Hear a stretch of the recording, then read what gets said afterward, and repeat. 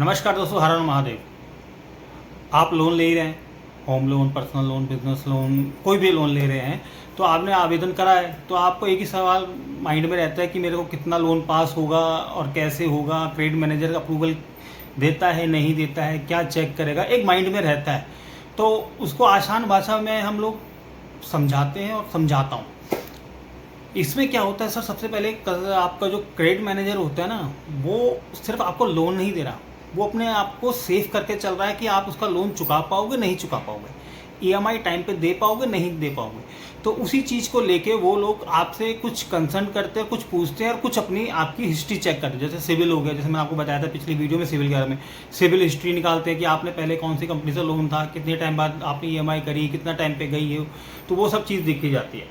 अब उसके अंदर ये भी दिखाई दे ईएमआई टाइम पे गई नहीं गई, किसमें, सिविल में, तो वही एक चीज़ आपकी यहाँ पे भी शो करती है, माइंड में ये गेम रहता है।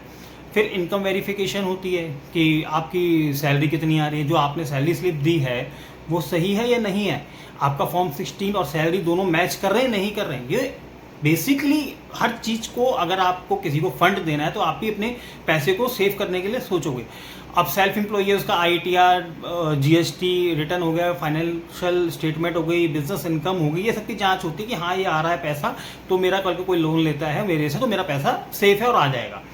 क्रेडिट मैनेजर पिछले 6 महीने से 12 महीने की बैंक स्टेटमेंट देखता है। हम लोग कहते हैं बैंक स्टेटमेंट क्यों देखी जाती है, उसके भी मैं आपको कुछ क्लाउजेस बता देता हूँ कि क्रेडिट मैनेजर बैंक में जब बैठता है तो वो आपके बैंक स्टेटमेंट को क्यों चेक करता है। सबसे पहले सैलरी हो या बिजनेस हो, इनकम टाइम टू टाइम आ रही है। जैसे सैलरी आपकी एग्जांपल 30 तारीख, 31 तारीख या 7 तारीख टाइम टू टाइम आ रही है। आपकी EMI time to time cut रही है, जो आपने पहले से लोन ले रखे हैं उनके ऊपर। साथ में चेक करता है आपके चेक बाउंसेस तो नहीं हो रहे, ईसीएस को रिटर्न तो नहीं हुआ कि आपके अकाउंट में पैसे हैं कि नहीं है। एवरेज बैलेंस चेक करा जाता है कि एवरेज बैलेंस है कि नहीं है। क्यों देखा जाता है, इसलिए देखा जाता है कि सर पैसे पड़े हैं, कल को कहीं कोई क्राइसिस आया तो पैसे दे सके। कैश डिपॉजिट या संदिग्ध कोई ट्रांजेक्शन तो नहीं हो रही, ये भी चीज़ चेक करी जाती है। एक्सटिंग ईएमआई, मंथली एक्सपेंस कितने हैं। अब आपकी सैलरी 1 लाख रुपए है और ईएमआई जा रही है 80,000 रुपये तक के, तो क्या मतलब आप अपने फैमिली को कैसे कर रहे हो।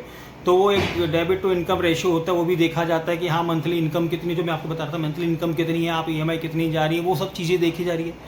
तो कुछ चीज़ हिसाब का ईएमआई में जा रहा है तो वो चीज़ें एक देखी जाती हैं। बैंक स्टेटमेंट पे कोई चीज़ ऐसी नहीं होती जो आप वो करें। ईएमआई लोन मिलना मुश्किल हो जाता है अगर आप टाइम पे ईएमआई नहीं भरते हैं, तो वो भी बैंक में दिखता है। एम्प्लॉयमेंट या बिजनेस स्टेबिलिटी ये भी देखी जाती है कि आप कहीं जॉब कर रहे हैं तो लगातार कर रहे हैं, बीच में जॉब छोड़ दी, कितने दिन घर पे खाली बैठे रहे, कई चीज़ें देखी जाती है। जॉब स्टेबिलिटी चल रही है, आप लगातार 6 साल से ये कंपनी में काम कर रहे हैं, 5 साल से कर रहे हैं, तो हाँ स्टेबिलिटी है।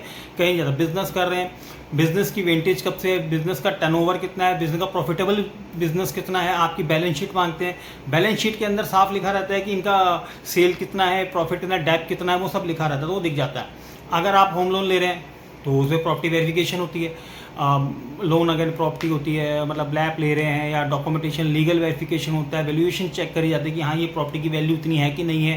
पेपरों को देखा जाता है कहीं और कोई उस पर कोई और लोन तो नहीं चल रहा है, या कोई और इश्यूज तो नहीं है। डॉक्यूमेंटेशन वेरिफिकेशन होता है।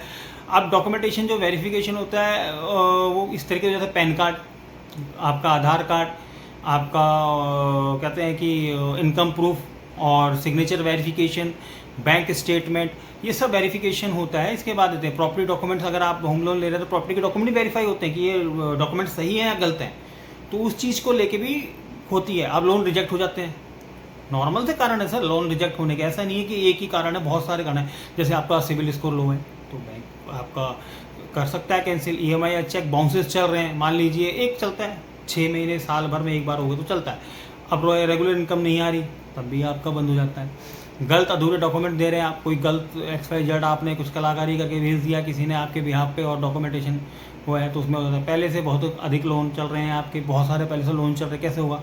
बैंक स्टेटमेंट नेगेटिव बैलेंस, बार बार इनसफिशिएंट बैलेंस, जो फंड होता है कि ख़त्म है नहीं है, तो वो भी एक इशू बनता है। लास्ट में हम एक ही बात कहेंगे, अगर आप चाहते हो लोन जल्दी से और आसानी से आपको अप्रूवल हो जाए तो आप हमेशा अपना सिविल अच्छा रखें, ईएमआई टाइम पे भरें, बैंक स्टेटमेंट को साफ रखें और सही डॉक्यूमेंट्स को जमा करें। किसी के कहने पे कुछ और डॉक्यूमेंट ऐसे ना भेजें। पहले आप भी समझें, आप हमारी वीडियो के द्वारा बहुत कुछ सीख सकते हैं, बहुत कुछ समझ सकते हैं। आपको मेरी वीडियो में बहुत कुछ पता चलेगा धीरे धीरे। ऐसा नहीं है कि सर एक ही दिन में सब पता चल जाएगा, धीरे धीरे आपको कुछ चीज़ें आपको बताई जाएंगी।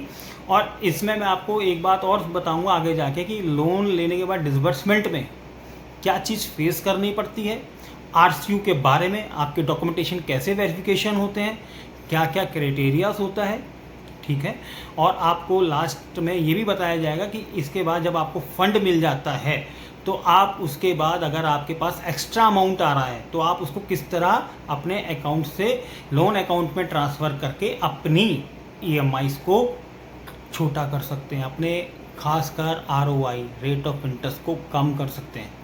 वो भी मैं आपको बताऊंगा, धीरे धीरे बताएंगे। आपको मेरी तरफ इन्फॉर्मेटिव वीडियोस अच्छी लगी हो तो आप लाइक एंड सब्सक्राइब करें और ऐसी जानकारी के लिए मेरे वीडियो के साथ जुड़ सकते हैं। धन्यवाद। आपसे मिलते हैं अगली वीडियो में। थैंक यू, धन्यवाद।